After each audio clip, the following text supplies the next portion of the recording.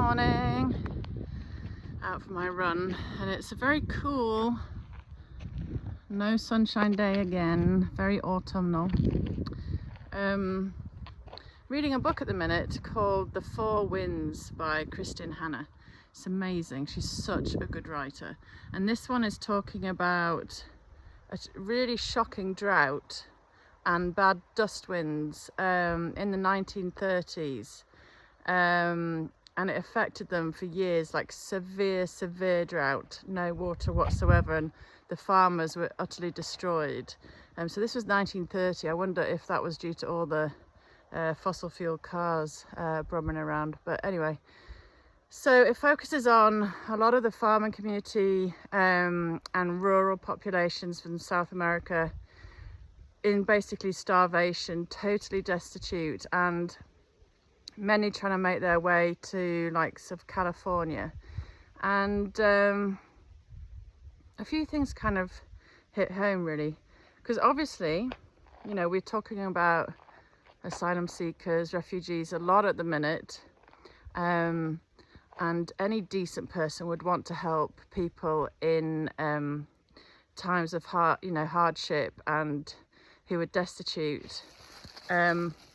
And these are the kind of very much that you'd want to help. Like, they literally were starving and would cross the border having risked their life to travel that distance in the heat without food and water, like literally starving, with children. And they set up camps and just had nothing given to them. I think after a year, if this was factually correct, but it is based on facts, some tiny scraps, a few pennies, a loaf of bread, a jug of milk, real basics that might just keep you alive. And then literally the day they arrived, they were out hunting for work, up and down the streets, trailing around looking for work, often on farms, picking cotton and working on fruit farms, things like that. And they would often travel to where the work was, and would seasonally rotate where the work was in different farms, different times of the year. Like grafting like you've never heard of, like 10-hour days just in the fields. Whereas, and also I thought back to those that fled the famine in like Ireland, and they often, like in New York, and they helped build the Boston Bridge, something like that. But again, they arrived, and within seconds they were looking for work, wanting to help, wanting to give back, wanting to contribute. And that, again, they hated having any handouts. They'd take it if it meant they help them live, but they wanted to work, they wanted to be part of the community, they wanted to be accepted, they wanted to be as one, like all the others. And this is all I think people ask for, apart from the fact that Little Blighty is straining at the seams with the population size it has to cope with supply of all the public services and housing and roads and schools and hospitals not having any beds, etc., etc., and then us all having higher bills to pay for all of these things. Again, it just comes down to my constant idea that when it comes to refugees, they should go to the nearest country. Like, these people walked to California and then dropped, literally. They didn't choose where they wanted to go. They just got to the first place that potentially could help, where there might be work.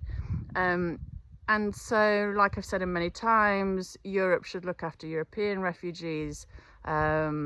America should look after American. China should look after China. Middle East should look after Middle Eastern refugees. Africa should look after African. And it's less travel, exhausting. You know, real refugees are exhausted. They shouldn't want to travel another mile than they should need to. And again, it's easier to assimilate in terms of language, culture, religion, etc., etc., paperwork that allows you to work, whatever it is. I think Europe need to really change their kind of stance on their refugee asylum seeker policy, where it is just for Europeans. I don't think it's anything to do with race. I think it's just common sense, economics, just looking at the realities around us and thinking about people who are real refugees, not economic migrants, but real refugees who do need help. But obviously, if I was a refugee, I wouldn't want to go to this side of the world. I would want to get to the first safe place where I could potentially find work and my kids could go to school.